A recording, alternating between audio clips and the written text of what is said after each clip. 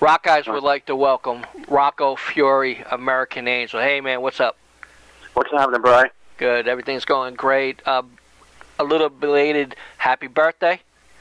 Thank you for that. Thank you for that. Got to have one every year, unfortunately. Yeah, I guess so. You know. Okay, we'll go back first to Vanity, which came out in 2007 on Chavis Records. You know, it got a great response, even from our writer Mark Ballo, gave it 4 stars and stuff like that. And reading reviews, you had a great product there, and really, was an exciting album. Can you tell me anything, what happened after the release?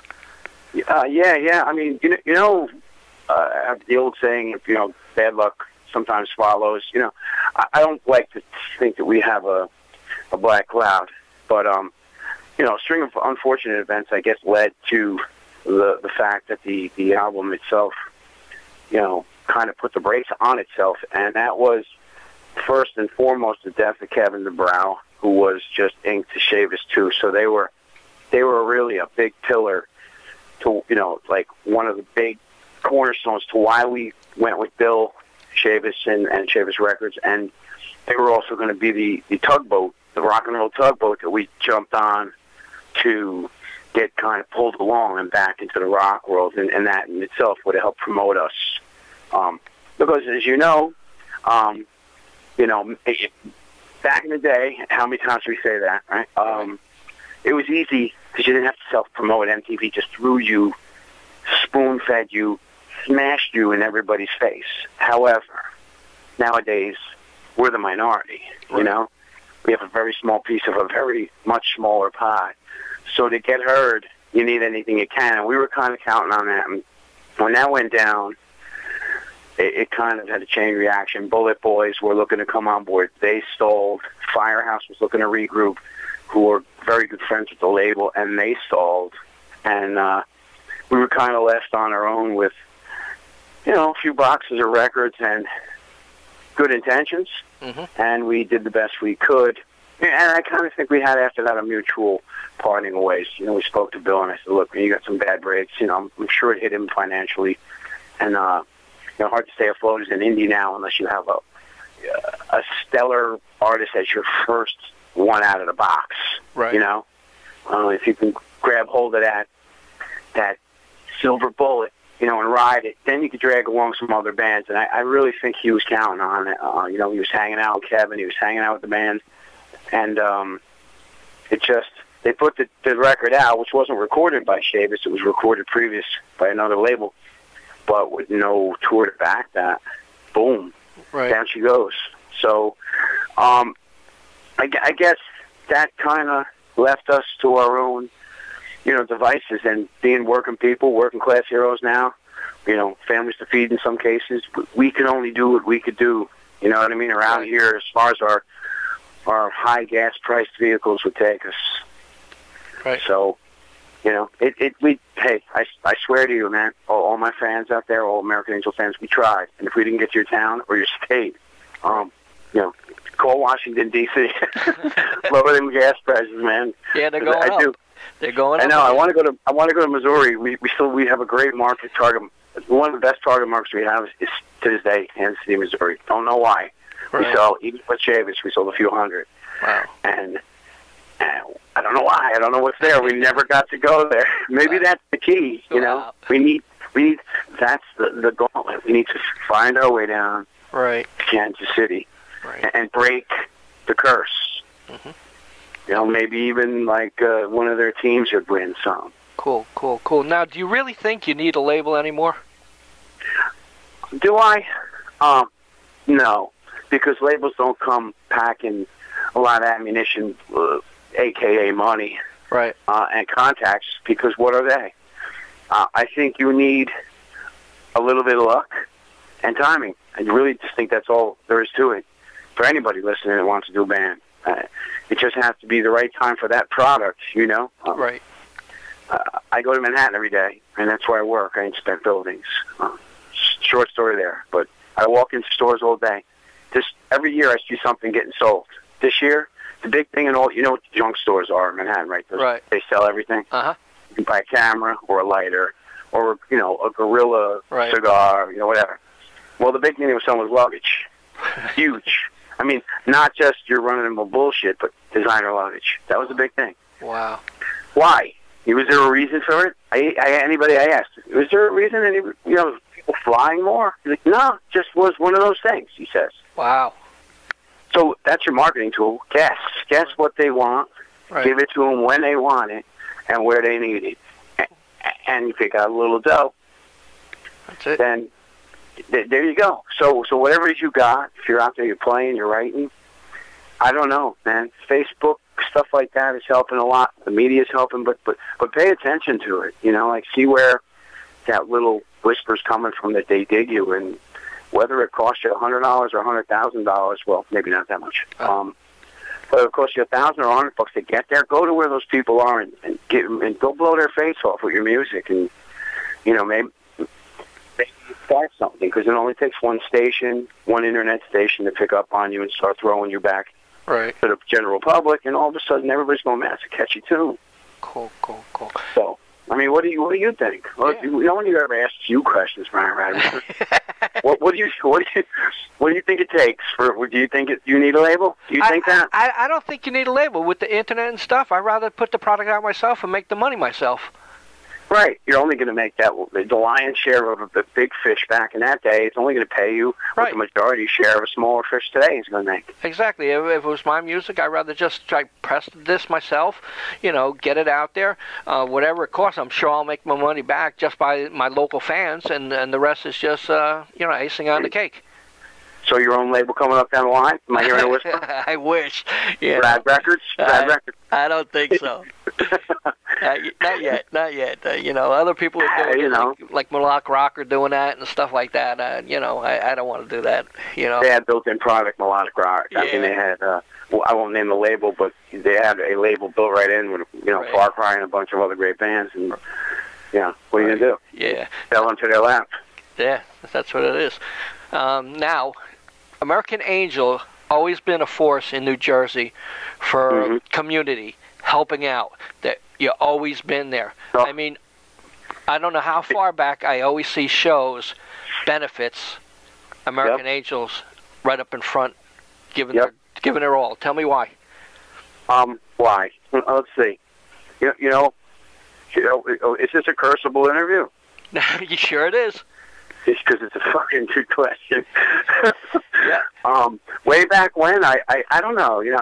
I think deep inside all of us and the rough exterior that they call me sometimes, street kid. I got everything the hard way. I learned everything the hard way. I just think, regardless of all the other traditional values that rock and roll music brought into you, like, I want to get high, I want to drink, I want to rock, I want chicks. That was all there. I mean, you could have it. You could pick from those trees. Those were easy. But the ones that really gave you back something that really mean anything whatsoever, like charity, right? The gift from the heart. That was something that when you did it and you got back a letter, a response, an email, which came later, from the person that you actually helped, that to me was huge. Definitely. And I don't recall the person it was. I know that they were from the East Brunswick area or South River. They had something going on at Just Plain Jane's. We went out with Anthrax and a couple. I mean, because Anthrax and us were the two main SOU bands. Right. WSOU radio, still going. And we went out with them and did a biker kind of thing. We all rode out. We had a blast. Outdoor show at Just Plain Jane's Biker Bar in Jackson. And it was for this little girl who had something wrong. And we actually later got a really cool letter and stuff to our management company. And then we met them later at the show, and the kid was still around, and we got her in at a virtual show, an outdoor event or something. And I was like, wow, Right. It might have made a fucking difference. Even if it was a day. I might have bought that kid a day, a smile, a glance. Maybe I held back one tear. And I'm not trying to choke everybody up, but I was like, wow, you can't buy that stuff. No, I know. You can't market. It just happens. And so it just seemed like whenever anybody turned around and said, they, whether legitimate or not, benefit. We were always sure. You know, like, my father can't stop farting. All right, come on, we'll play his money. Rocking for corks. Let's go. Right. Yeah. Wow. So we did what we had to do, and it stayed with me. So later in this new, reformation of American Angel with and I think God gave me some of the greatest guys to play with now. Right. They're patient with me, which is a gift. I think they understood right away that I have a soft side, and that when this shit happened, I mean, let me back that up, being a person who went through Ground Zero and went down and helped with all of that. When this happened and it was home, there's a difference between Ground Zero and that. And let me just share this with your people that listen. When Ground Zero happened, I was down there, and I call it the events surrounding 9/12, because 9/11 was a dream. Right. 9/12, you woke up, and it was reality. Right.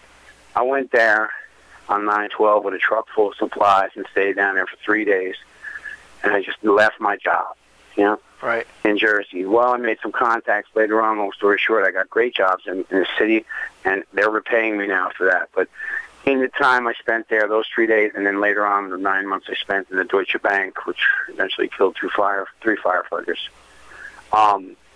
there was nothing to see, Brian. You went down and you saw rock, rubble, steel, smoke, acrid air, nasty, burning chicken feather smell. Wow. Which eventually dissolved into your mind and into your head as the smell of nothing. You smelled nothing. You saw people walking around like zombies that saw nothing. They thought nothing. They felt nothing. Numb. And that's the size from the whole event. The difference between that and Sandy is we rode around the next day with my dog, with myself, and you pulled out people that were alive with a pulse that said thank you. Right. That were looking at not a $50 million building on the ground that killed 2,800 people. They're looking at a $25,000 wooden frame house that's not there anymore. And that's all they had. That was their World Trade Center, each and every one of those people. Mm-hmm. So to put it into perspective, I put a pulse to this, and it's fucked with me. How many World Trade Center events were there? I never did one. Right. Never did one. I wrote a song about it, with Tripping on Dolls, another project I had, but I never did a benefit for that. But Sandy has living, breathing people in a million different ways you can help. So Red Cross, fuck that. I know the people at the Red Cross. They'll get money from the biggies. They'll get money from the government. People who want to buy fire trucks, good for you, but fuck that. You know what we're doing this for? And I spoke to the guys from Push, who I'm sure you're going to ask me about in a minute. Uh-huh. Kids. They didn't choose to live there. They didn't choose to run. They didn't choose to have any of this happen to them. They didn't choose to lose their daycare center, their hospital, their house, their elementary school. We choose their lives for them. So they're still alive. We need to put them back on a path that's going to take them wherever it was they were going, because that path could be permanently removed, man. Right. And their life's permanently changed, and God knows, I don't want to go into a stoner conversation here, because I'll set the whole balance, dogs and cats living together. Totally necessary. Ghostbusters reference. Wow.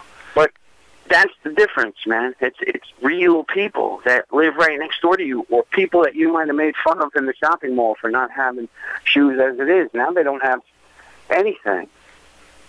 So we have to be careful how we're not going to distribute the money, but we've discussed possibly restoring a daycare center if they're building one, or replenishing it with toys.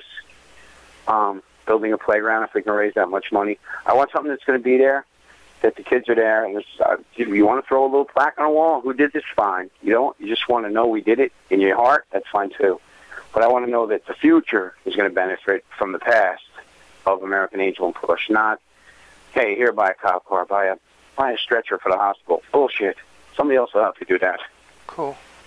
So there's from now till back then, there's what charity does. It never stops for me.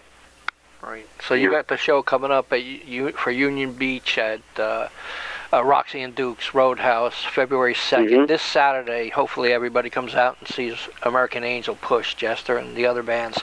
What can people expect from this show for you?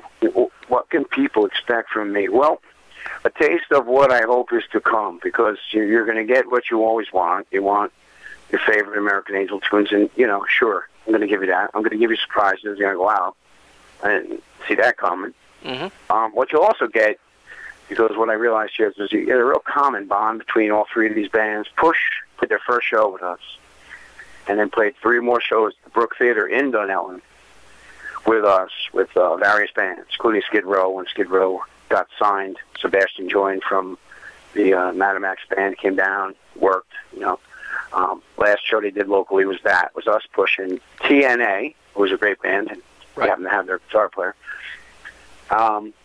We played with them, and basically, I guess what could you expect? There's good camaraderie. The Jester guys, they came along later and kind of filled that void in like 93 to 96. Right. When the local metal guys were going, nah, this sucks. We can't do this. Jester hung in there. I admire them for that. They filled that gap, and they fought off grunge for a while. Good fight, but eventually we all lost. Soundgarden stomped us. Yeah. 9th inning, bottom of the 9th. Metalheads. That's it. 6.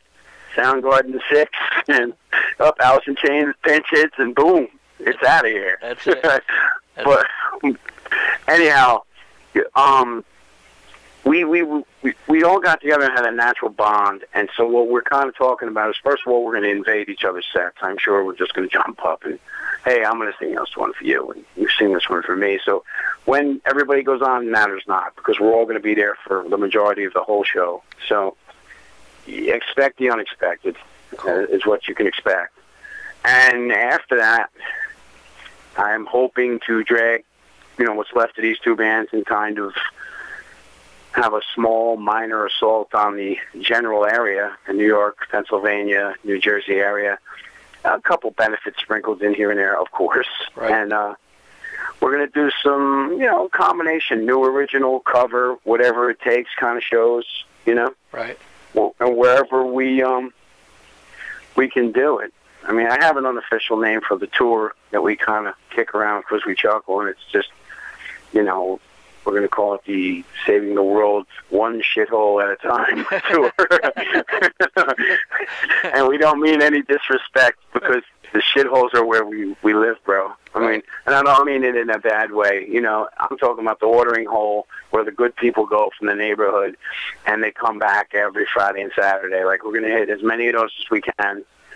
And as Freddie from Push said, I think I'd rather play to 200 or 300 in a small house that are pounding on the ceiling, right, than 200 or 300 in a big house that are standing in the back trying to talk to the 2 or 3 good-looking girls that happen to make it to the show. Oh, yeah. Oh, definitely. Definitely. So, cool. Now, American Angel working on new material? Every day, man. But Rocco's working on new material every second. Right now, I'm writing a song, Cool. Both talking to Brian. But we talked about this a couple of rehearsals now. We're definitely going to record, and we're definitely going to put something out by the year's end, for sure. Wow. We got enough to start, and once you get started in a record, usually what happens is we just wind up becoming writing machines. I'm like, hey, how about this? Hey, how about that? And before you know it, you got 12, 13, 15 songs that are all plopping on the record and making an EP, an LP, or whatever we call it now. Right. And so you can definitely expect recording. You can definitely expect a new Christmas song, because I got that going on. So I think it's like Haley's Comet every 7 years or something. With me, I write a new Christmas tune. So maybe someday before I die, there'll be an album's worth of Christmas material. But you'll have that to shows to boot. And the interesting thing we're talking about, no guarantees, but, if anybody out there wants to help us out, we're going to actually all look to go overseas this time. I did it, last trip with the old guys, but these guys, I don't care. Denmark, Sweden, Germany, England, if you're out there and you're listening to this and you hear it, you want to book some cool bands, we're thinking of bringing at least us with Explorer. That would be the other part of the Push band. Yes. Explorer, I'm sure you I know. did a Freddie Goro. Yep. Yeah, you did the interview with him? Yep. We'll probably do a little double team with them to save ourselves some expenses, and we're looking to go out and just pound on some European heads for a little while. That'd be very cool. So that'd be a first for this group. Cool. Anything else? So there's what you can expect that I can say is in the 75 to 90% range. Cool. Is there anything else I missed that you want to talk about? What do I want to talk about? Well, I'm not going to go all political on you. That would be fucked up. And I'd probably get some hate mail. Yeah, you will. You know, I did see a bobblehead Obama thing today when I was walking around Manhattan, checking some like disaster site type shit that, you know, shit falling from the sky. And I see these bobbleheads, and I said, when the fuck did we start doing that, though? Like, that annoyed me. Bobblehead, though. Like, is that a good thing? Like, look, he's nodding and smiling and everything's groovy. Do you tap him to feel good, or do you whack him to be pissed? Yeah, I think whack. You know what I mean? Like, yeah, I'm not quite sure how to take it. And they got big ones, small ones that bob up and down in your car. Not quite sure I'd want to risk putting that in my vehicle. No, I wouldn't. No matter what the president's, particular beliefs. Wow. You know? Are you thinking about American Angel bobbleheads? You know what? Now that you mention it, I think we spawned a new idea. There you go. I think I would love American Angel bobbleheads. In fact, I'm Googling that shit.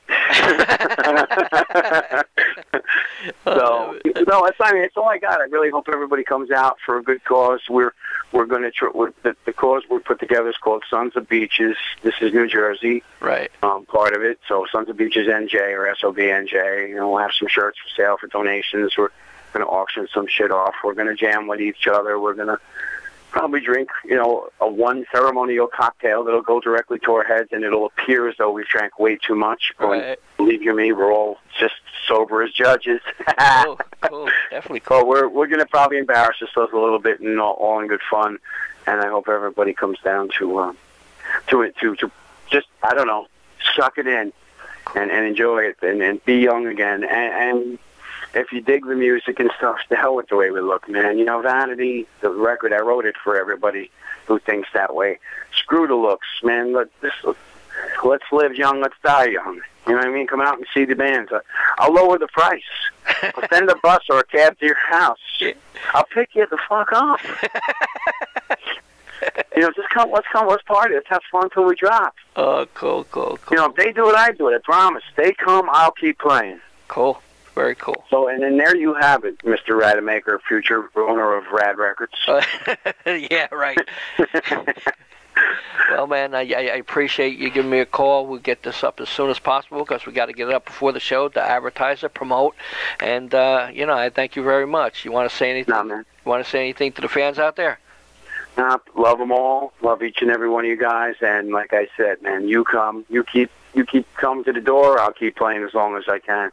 And I'll keep putting out records as long as you want them, buy them, take them. Oh, yeah. And we are trying to put them up on iTunes. Last thing, we are trying to get them electronically. I'm trying to get the first record up, as well as Archives and Vanity. We have some problems with the EP93, but I'm going to try and work that out and get everything up in the next month or two. So anybody out there, just keep looking, keep searching that name, and whether we got to use a third-party agency, it'll be out there. And then I won't get those dreadful emails that I hate seeing because they can't respond. Hey, Rocco, man, loved you since the first record. Here's my question. Yeah. I had your cassette, and this shit wore out, and I can't find your stuff anywhere but on eBay for $109. Oh, yeah.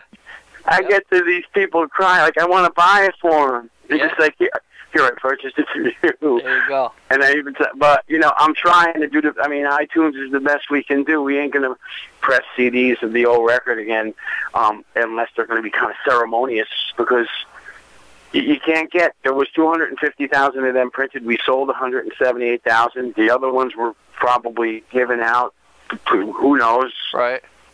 Now the ones that are being sold out there on eBay, they're not legit. Right. So if you want an illegitimate copy, just why don't you email it to me? Can you burn me a copy? I'd rather do that. Right, definitely. You want the photo? I'll take a picture of the album cover. I'll even send you like a snack. Yeah.